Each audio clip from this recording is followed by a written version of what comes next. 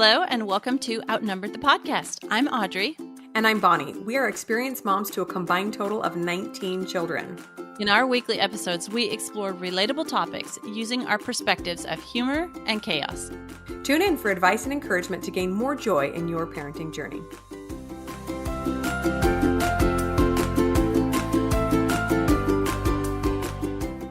Okay, everybody, we're back and we have an episode for you that we are really, really glad to be sharing with you today, considering the state of the world and everything that's going on. And so we do want to let you know that you might want to use earbuds for this episode. And today we're going to be talking about how to protect your kids from every and any form of evil that's out there. Yes, we have a couple of companion episodes for this one as well. We have one called Mother's Intuition, which is a great one. And we love talking about how important mother's intuition is. That's linked in the show notes, as well as one called Evil Proofing Your Kids. So go listen to those in companion to this one. But, we just live in a day and age where there's so much ickiness out there. And frankly, my whole life, I've always heard news stories that are, shocking and appalling and horrifying. But as parents, it takes it to a whole other level, right? Knowing that you are responsible for these sweet, innocent little children and that there's so much bad stuff out there. So we're going to talk about how to make sure that we can do the best we can to protect them from that. Okay, we know that there's evil out there. I know it, you know it, everybody knows it. And we also probably are aware, should be aware that it wants to get our kids. And this evil is aiming at the younger, the better, for the purposes of defilement and indoctrination. And like the younger it can get to our kids when their minds are still pure and fresh and don't have strong beliefs or disbeliefs and values, any of that, then this evil can jump in there and kind of indoctrinate our kids. But one thing we want to share with you today is that you do not have to be afraid. We have so much that we can do to protect our kids. Okay, here is a caveat before we get started. If your child has already been abused or harmed in some way, or even just groomed, this episode is in no way intended as condemnation. Please don't take it that way. We live in a really tricky world right now, and some of the most amazing, incredible, protective mothers I've ever met have had kids fall into a really bad situation. And so please don't let this give you any guilt if this has been your experience. This is only to serve as knowledge for the future to help us all moving forward to protect our kids as much as possible. Okay, and one other caveat we want to add right here at the beginning is if your child comes to you with any hard to believe story of anything, from an incident that made them feel funny to abuse, your job is to believe them. You're the person that they felt safe telling. And so please believe your child. If they come to you with any story that's fantastic or hard to believe, or any about somebody that you don't believe could ever, just time out and believe your kid. That you need to come from a place of belief with your kids. So those two caveats to start us out with. Yes, exactly. Okay, so we are going to dive into 10 practical ways that we can protect our kids today. And I would also add, not just our kids, right? As a community, we're all responsible for the kids in the community. And sometimes we see things that makes us, sets off some warning bells. And if that happens for a neighbor kid or a cousin or someone else, I hope that we'll all do what we can to get to the bottom of a situation and make sure that we can protect all the kids that we see and are part of our circle of influence. That is an excellent point, because the state that I live in, and I know many other states are like this as well, we are a mandatory reporting state. So every person, not just doctors or teachers or ministers or whatever, but every single person is a mandatory reporter. So we can help kids, not just our own. Shouldn't we all be? Who is turning a blind eye to something that does not look right? Of course we should all be. That's just our responsibility as good people, I think. All right, so step number 1, educate yourself. You guys, this is the step I don't like the most because I don't want to know about the garbage that's going on in there. I purposely turn off the news. I purposely keep my mind clear from evil influences because I don't want to be bogged down by that. However, if we are ignorant, we cannot protect our children because we don't know what's out there. So I'm not talking diving into every salacious story that you come across on the internet. But if somebody says, hey, have you heard that this kind of thing is going on?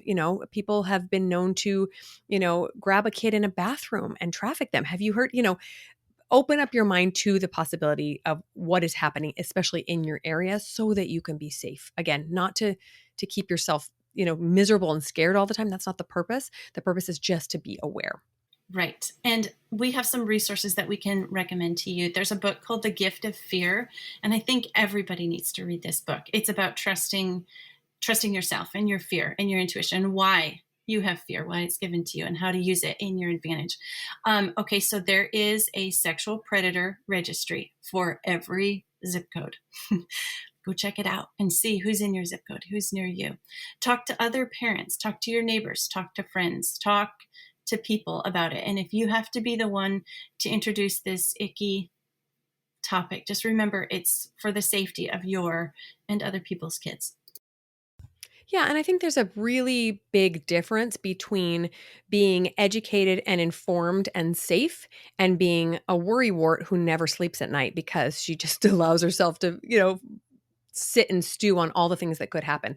We all know that that's no way to live, right? That was kind of how I was with my first kid. I just kept thinking of all the things that could happen. I remember pushing him in a stroller on a bridge, just thinking if I tripped, he could just go off the bridge. Like every worst case scenario was running through my mind. But with experience, I am able to tone that down a little bit, but I still want that important piece of that fear or concern to be there somewhere in the back of my mind so that I'm always cautious, so that I'm always doing everything I can to keep my kids safe. And the fact of the matter is, I don't know any parent that would purposely put their child at risk. But again, that just comes back to the education, right? If we're not aware of what's risky to them in today's day and age, then we can't keep them safe, right? Okay.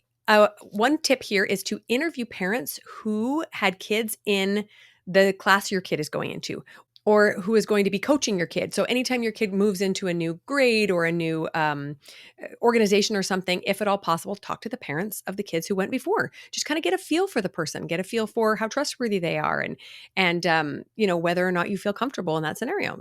It can't hurt, might help. Okay, here's the second thing we want to talk to you about. Assume responsibility. You are responsible for protecting your kids. Don't turn them over to anybody and just trust that they'll be safe. Know where they are, who they're with, where they're at, what they're doing. It's part of being involved in your kid's life. We have our kids call it an ankle bracelet or a tracking device on their phones, because we want to know where they are and that they're safe. And they think it's, to track them, that we don't trust them and all that. It's a joke. It's obviously a joke in our family. And they appreciate that we want to keep them safe because we are sitting in the place of responsibility with our own kids. Yes, that's a good one. And I think that line wouldn't have been necessary for me in my first 10 years of parenting. But after a while, you get kind of lax and like, whatever, just go hang out with a friend. But just, yeah, obviously it depends on your comfort level. You can decide what's appropriate. You can go to, I don't know, you can go to these two friends' houses. If you go anywhere else, you tell me, or, curfews, whatever else. But obviously the closer we can keep tabs on our kids, the quicker we will know if something has gone wrong. And frankly, my kids give me false alarm panic attacks all the time. Like, wait a minute, why weren't you at that person's house? You said you were in a bit. Oh, of course, they just forgot to tell me they went to a different friend's house. But the fact of the matter is, we know that the buck stops with us. It has to be our responsibility. We can't shift the responsibility of keeping our kids safe to anyone else, even though sometimes we want to. Sometimes we're like, well, they're at school, they've got to be safe, right? Well, they're at church, they're fine. But the fact of the matter is, abuse and harm happens in those places all the time. Again, that fine line between being a helicopter parent and just being totally checked out that you don't care, right? We got to figure that out. Okay, yes, this is so true. Nobody loves your kids as much as you do. And also, nobody is going to be answering for how they protected your kids on the judgment day. They're your kids. You are going to literally be standing before your creator and answering how you did on protecting your kids. And so it's the love and it's the obligation that should move us to protect our kid. It's our job. Yeah, so number 3 is where we get to talk about who has access to our kids. So grandparents, do they get dropped off at grandparents' houses? Are grandparents allowed to pick them up and take them places? What babysitters do you use, and what's the vetting process for them? Do you have a trial period? Do you have to know them for a certain period of time? Background check, whatever. What about neighbors? How long do you have to know the neighbors? Are they allowed in the house? Are they allowed with one parent, with both parents? What about your friends or the kids' friends? What if you haven't met the parents, right? There's so many things to think about. And largely for us, it's a case by case basis, right? Depending on the situation, depending on how I feel about it, and depending on my experience with the people. Yeah, I think the key here is that what you said, how you feel about it. And we're going to jump into that in just a second. But for us, it's both a timeline period. Like if I've just met you once or twice, I'm sorry, but my kids aren't going to hang out with you or whatever. It has to, like, we have to get to know you. And then it also is so dependent on how I feel about that person. And sometimes like, I can't say why I feel a certain way. And it's just like, sorry, mommy doesn't feel comfortable with you going there or whatever. And so the access is limited. But that is such a good question to ask. Who gets access to your kids and why? Yeah, and you brought up an important point, and that is the reasoning behind. This is us giving you permission to not have a reason. It's okay. You don't have to have a reason. And it's so annoying when your kids are like, but why? But why? But why? We haven't allowed sleepovers for a million years and it's still, but why? Because I said no. That's like we're pretty rational parents and we love to explain things to kids, but especially the younger ages, it's like we just don't do that, or we just don't allow that, or I'm just not comfortable with that. And with the older ages, you can explain a little bit more, but in the end, it has to come down to your judgment call. Because again, like Audrey said, you are the one responsible. You are the one that will be held accountable for your kids' safety. So it's okay to not have a reason. It's going to be super annoying to your kids, but you're allowed that. Okay, I think we should talk about our mother's intuition right now. This is like number 4 on the list. These really aren't in any order. It's just all things you can do to protect your kids. But I think if we go any farther without talking about mother's intuition, we're just going to fall flat on our faces.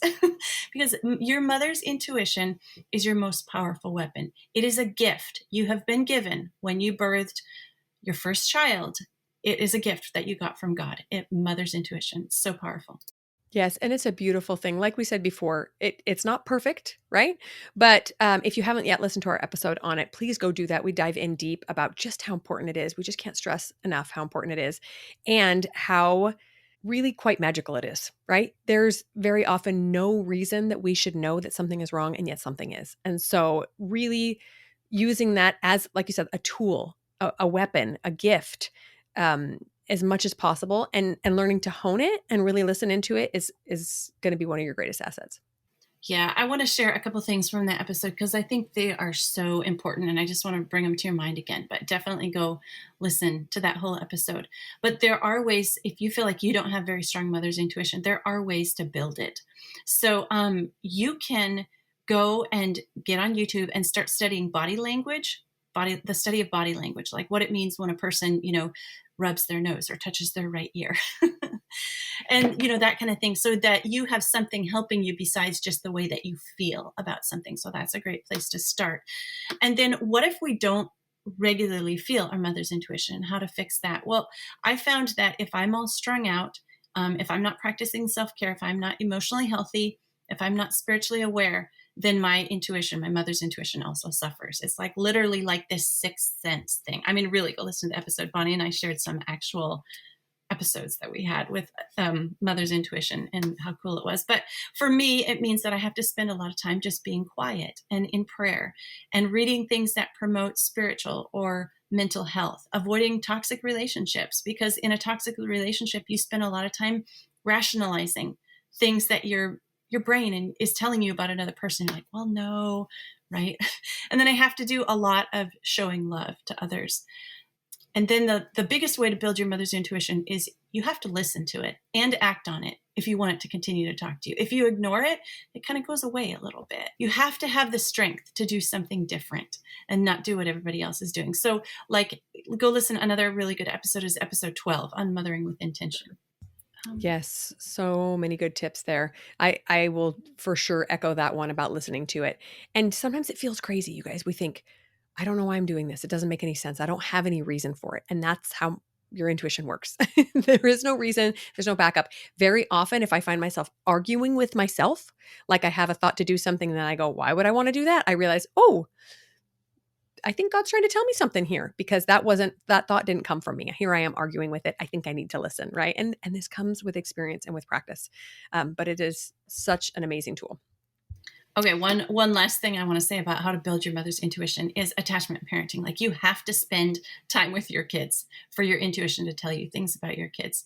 That's just kind of like a no-brainer, but I think it does also need to be said.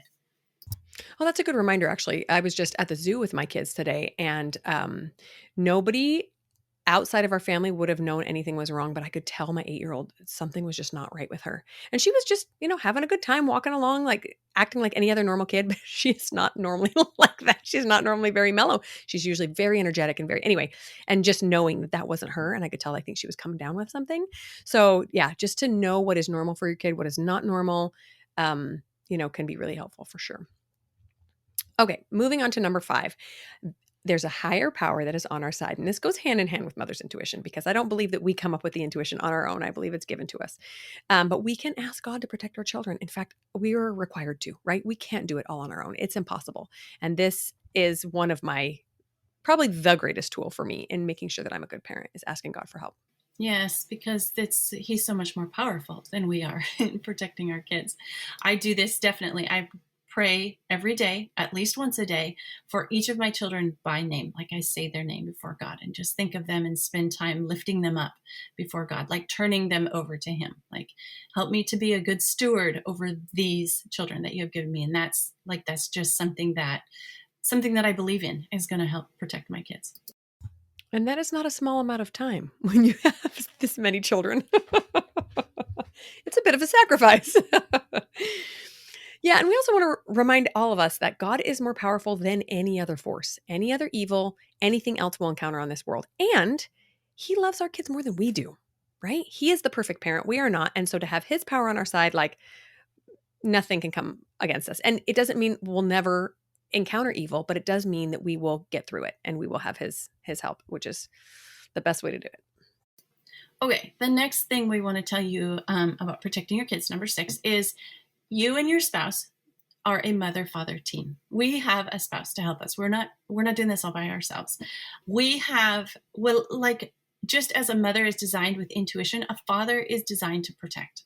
Like, men get that instinct when they have kids and when they have, a wife. And so how our team works, my husband and I, is usually I'll have an intuition about something, and I'll dummy me to kind of fight it for a little while, and then I'll bring it up to my husband, and he'll be like, oh, let's go research that, or let's ask around, or let's, like, then he'll talk to me about what he's feeling from a protective standpoint. And so then we kind of work together, and he'll go research or look up something, or we'll figure things out together as a team. Like, it's not us by ourselves. Definitely our spouse is there helping us protect our kids. And the protect part really comes in handy when we have husbands with testosterone. Yeah, that's such a great point. And, for me personally, my spouse is my first sounding board, right? When something feels off, I'll sit down with him and just say, hey, have you noticed this? Is she acting a little bit strange? Has she said anything like this to you? What do you think is going on? We have had 1 or 2 scenarios where some sketchy stuff has gone down, and we've sat down and talked about it first together to get on the same page and say, are you concerned about this? Does this look like something's wrong? What should we do about it? Yes. And, call them old fashioned, but there's a reason that we have traditional mother father roles in the family. It's because the women are the best at nurturing and the men are the best at protecting. And we need to allow them to do that job and not take it all on ourselves. That's really important. This is basically just your reminder that you are not alone in this big job, that you have a spouse, and to let him do his job too. Yeah, men are designed to protect, and they're very good at it. Up until just recently, it's been men who fight wars, like protecting our country, right? Protecting our homes, protecting our lands. And I think that I just want to take a little moment here to encourage us mothers, moms, wives, to thank our husbands for their protection and never discourage it. And like, never, when our husband comes to us and they're being protective and we think, oh, he's just being overprotective, she can wear this or she can do that or she can go there. Like, let's just pause and thank our husbands for being so protective, because it could very well save one of your kids someday. Yeah, that's a really good point. Actually, my husband has some slightly different standards in what the kids are allowed to wear than I do. And it used to bug me. I used to just think, oh gosh, what does it matter? And then I thought, wait a minute. But if he has a concern about it and he knows how to protect our family, and he also knows how men's minds work. I'm just going to let him go with this. I'm going to defer to him here. So obviously, every relationship is different, but for sure, what a great reminder. I know, it's so funny. Like my husband will bring things up and I'll be like, what on earth? And he'll be like, no, this is how the male brain works. And this is what a male sees when they see that. And I'm like, oh, well, now I can't unsee it. I'm like, oh, geez, I don't want to be in your head. Okay, so moving on to number 7. Trust no one except your spouse. I know that sounds harsh, but there is a difference between loving people and trusting them. Okay, so as Christians, sometimes we forget and we think that loving our neighbor means that we have to intrinsically trust them. And that's just not the case. And the world we live in today, trust has to be earned. It has to be earned. It can't just be given out willy-nilly, because there are so many wolves in sheep clothing. So many people that would have you think they are one person and they are the complete opposite. So this isn't you not being a good Christian. This is just a safe practice to make sure that someone is a safe person before you allow them with your children. I'm so glad you brought that up, because it is so common for people to use our Christianity as a stick to beat us with, isn't it? Like, oh, you're not a good Christian because you're not doing this. Not that they're practicing Christianity or an expert in it, but they know that we have this conscience and that we're trying to do the right thing and a good thing. And so they'll use that to beat us with over the head. Like, you're not a good person because you're not. And then they fill in their standard. And because we are trying to be good Christians, we're like, oh man, am I really, like, are they right? So yeah, I 100% agree here. Love others. Yes. Pray for others. Yes. Be kind to others. Yes. Trust them alone with my kids. No. Sorry. Never. Yeah, and you bring up a point that within a faith community, unfortunately, I think there are some people that specifically prey on those communities because they know that they tend to be trustworthy. They tend to maybe allow access to people sooner than they should, or something like that. But I have way too many friends who have ended up in relationships with people they thought they could trust because they shared a faith tradition, or they came across as this good Christian person. But you still have to go through the same the same rules and tips that we're giving you here. Just because someone is a believer doesn't make them trustworthy. And along with believing your children when they come to you and say something, I would recommend you also believe other victims in the community, because there are a lot of women whose voices are not getting heard because the men's are too loud. And I'm not saying it can't happen the other way around, but in my experience, it's the women that are silenced and called crazy, and the men continue to abuse and harm people because no one is listening to the victim. So pay attention, keep your eyes open, and protect yourself and your children this way. You're absolutely right. It's a really hard thing to say. It's a really hard thing to acknowledge. But again, going back to that first thing that we talked about, educating yourself and thinking about the hard things. If you have a bunch of people who are literally trying to be like sheep because they were encouraged to, and be gentle and be kind, they're prey. Sheep are prey. And you're right. The wolves are going to come in and go after other wolves. No, they're going to go after the sheep. So you're right. I think it would be safe to say that the more sheep-like people are, the more they're like prey. And so if you think there's not wolves, if you think there's not, I'm using this analogy, and I hope you're getting it, that if you're trying to be gentle and kind, there is going to be an evil force preying on that. Okay, so the next thing we want to talk about is establish house rules. What are your rules? And you can use kind of like the rule as a bad guy, right? Like, oh, no, sorry, we have this rule. We don't have sleepovers. Sorry, it's just our rule. And then the rule is the bad guy, not you, if you need, a proxy bad guy. I wish we didn't have that rule, guys. Sorry, that's just the way it is at our house. Don't know who set that one. Sorry. Yeah. So we don't have any sleepovers unless it's like our whole family staying at another family's house. That's like parents there. In fact, that's basically our house rule, is that my kids go nowhere without a parent until they are able to protect and defend themselves. And that level of protection and defense that we are actively training our kids in, it's to the point where I kind of actually feel sorry for anyone who would try to attack one of my kids. Good luck, buddy. Oh, you yeah, you deserved it. I love it. And then our other house rules: nobody's alone. with my kids, not in my house, not outside of my house. It's just not appropriate. Okay. Yeah, I love that. Yeah, ours are similar. Friends don't come in the house without a parent there. Kids just and barring evil doing, kids are just mischievous when parents are not around. They just do stupid stuff. And so let's just protect everyone and make sure that a parent always has to be around. The other thing that we're going to talk about in just a second, but just in ensuring your kids are on your side with the rules, right? That they're defending them and that they are upholding them. We'll talk about educating our kids in a second. But when you get your kids on your side and it's not an us versus them thing, then they are your eyes and ears as well. And when something doesn't feel right to them, they can come back and tell you. Yeah, that's absolutely right. That's the ninth thing we want to talk to you about is educating your kids in an age appropriate way, right? Sometimes it's hard to teach our kids about these hard and scary topics. It is hard, not just sometimes, it is hard. But it's better they begin to know as it's age appropriate than not know. Like our kids in our house, our kids aren't out in the world a lot because they're homeschooled and lots of things that keep them out in the world. So we were able to keep them maybe more innocent longer than possible, but not ignorant for sure. Yes, one of my favorite tools for teaching kids about people that would harm them is to use the term tricky people. Because we've had conversations where we'll say, well, there are people out there that would harm you, but in their mind, that's never going to be their uncle. That's never going to be their neighbor that they see all the time, right? That's not a bad guy. That's the neighbor. But even neighbors, even family members can be tricky people sometimes. And sometimes they want to do things that make you feel uncomfortable. And that's never okay.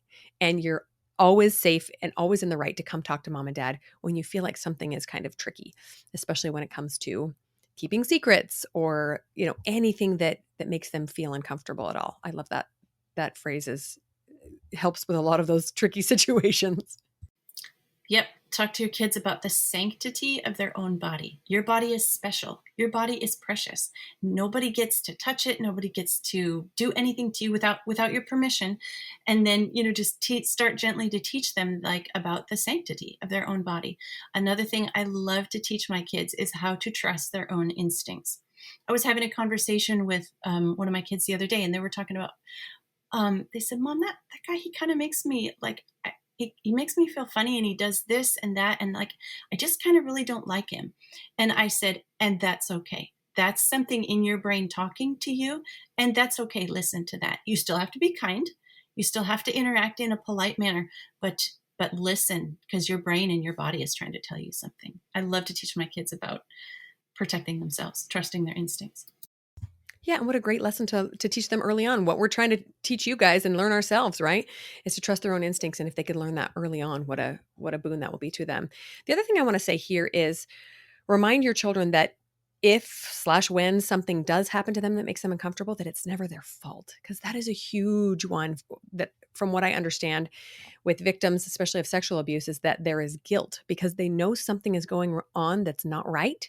And because they're a part of it, they feel like they're somehow guilty. And obviously, the predator, the groomer, tends to capitalize on this and tell them, don't tell anyone, you're going to get in trouble, kind of a thing. So make sure your kids know over and over and over that no matter what they tell you, they will not be in trouble for it, that this is important to protect the family. You need to be out there with your eyes and ears open, letting us know what happens, even if you're a part of it. Okay, number 10, last tip, sibling interactions. So sadly and heartbreakingly, there is abuse that happens from peers and from siblings. And this can be a very difficult and heartbreaking scenario to navigate and can make you really, really, really suspicious of your own kids, which is not our intent. Kids come out of the womb innocent and precious and perfect, but the world messes us up really early on, especially if there's any early trauma or exposure to those tricky people. So it is something to be aware of, but hopefully we don't lose sleep over it. Hopefully we just pay attention, especially if there's been some exposure to something, and then we do the best we can to protect all our kids. It's really hard to say and to talk about this and to think about this, but it's true. And the opposite is true too. Kids, especially in a large family, they can become warriors, protectors of each other. They can be a force for good. We have episodes on sibling rivalry and the blessings of a large family where we talk about how amazing it is to have a large family and have this team that's working together and for each other. And it doesn't it doesn't mean just because you have a large family or you have more than one kid that there's going to be something terrible that happens. It doesn't. But it happens sometimes in the world. And so just it's one of those things you have to be aware of. Yes, for sure. And unfortunately, this whole episode is full of those things that no, we just don't want to think about. We don't want to talk about, but it's the world we live in. And much rather be sitting here with our eyes wide open and protecting our kids than the other way, with just our heads in the sand, right? And along this line, we talk to our children regularly about how we treat each other. I mean, every single day we're talking about we don't push, we don't hit, we don't this, we don't that. But you can make it a natural extension with, when we're talking about the sanctity of bodies, that includes siblings. So I'll just give you kind of a silly example. I love my little toddler buns, and sometimes I go around and pinch them. And I thought, you know what? That is not a good habit to get into because I want my kids to know that their bodies are sacred. Nobody's allowed to come tap their buns like mom, like mom does because they're cute. So just to make sure that they're aware that they can say, I don't like that. Don't do that to me. And that I will be respectful of that and that their siblings will as well. Yes, that is such a good point. If we teach them to respect themselves and each other, then only good can come out of that. So my final thoughts here, guys, this is really hard episode to share. In fact, it's another one that Bonnie and I put off for a long time recording. But we finally decided it was more important for you to have the information and the things that we know about how to protect your kids than to go through the personal discomfort of us sharing this episode. And so we just want to thank you for listening and encourage you to do everything that you can to protect your kids and other kids. It is possible to raise children without them being abused or harmed in any way. And we want your kids and you to be able to, work as hard as you can to protect your kids and every other child as well, so that there can be less evil in the world and more good. Yes, it is possible. Thank you for that reminder, Audrey. I think that's so important because sometimes we just kind of feel apathetic, like, gosh, so many horrible things are going to happen to my kids. How do I even stop it, right?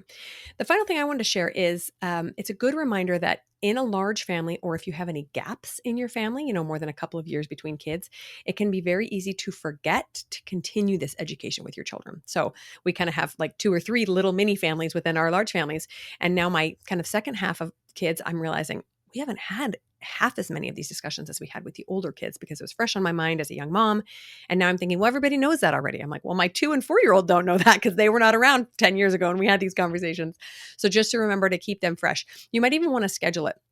Twice a year, you sit down and have a little family night and you do a fun game and you do some exciting things together. You jump on the trampoline and then you have also a serious discussion and you end with a treat. So it's something fun and memorable for them, but they are regularly reminded of what to do if they ever feel uncomfortable or someone tries to touch them or do things that make them, raise their hackles, make them feel like something is not quite right. So there's the reminder to not forget about your younger ones.